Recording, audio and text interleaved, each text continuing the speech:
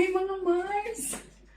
Balita ko, gusto niyo daw malaman yung latest na chika kung paano yung legal na proseso ng pagpapaalis o yung tinatawag na ejectment case.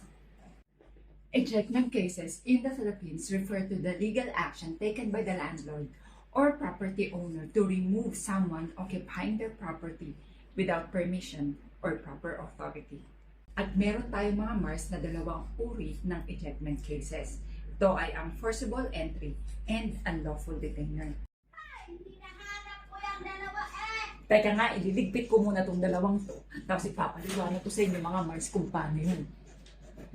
Ang forcible entry mga Mars occur when a person unlawfully occupies a property through force, intimidation, threat, strategy, or stealth.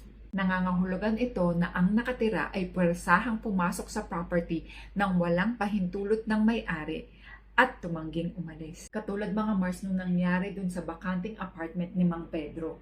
O diba, ano yung ginawa ni Jose? Sinira ni Jose yung lock gamit ang bolt cutter, pumasok siya dun sa apartment at pinalitan pa niya yung kandado para hindi makapasok si Mang Pedro dun sa apartment niya.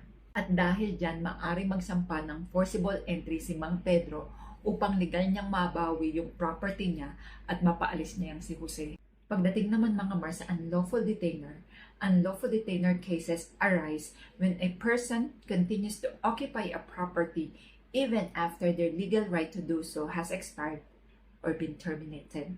Karaniwan to nangyayari mga Mars kapag ang isang nangungupahan ay tumangging lisanin yung inuupahan niya kahit natapos na yung lease agreement or hindi siya nagbabayad ng renta.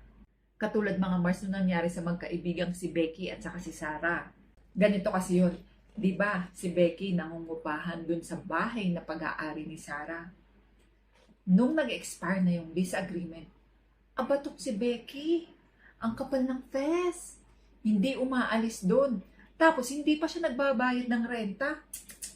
Ayun, kaya itong si Sarah nag-file na ng unlawful detainer case to legally remove Becky from the property and regain her possession. Mare, bakit kailangan pa mag-file ng kaso samantalang sa kanila naman yung property na yun?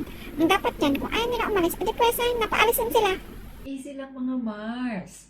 Ang sabi ng batas, the landowners have the right to be free from disturbance in the enjoyment of their property. However, the landowner cannot take the law into his own hands.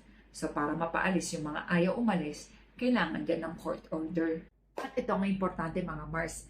In both cases, mahalagang kumonsulta sa isang abogado upang matiyak na yung karapatan mo bilang may-ari ng nasabing property ay protektado. Bukas mga Mars, i-chika ko naman sa inyo yung step-by-step guide in filing ejectment case.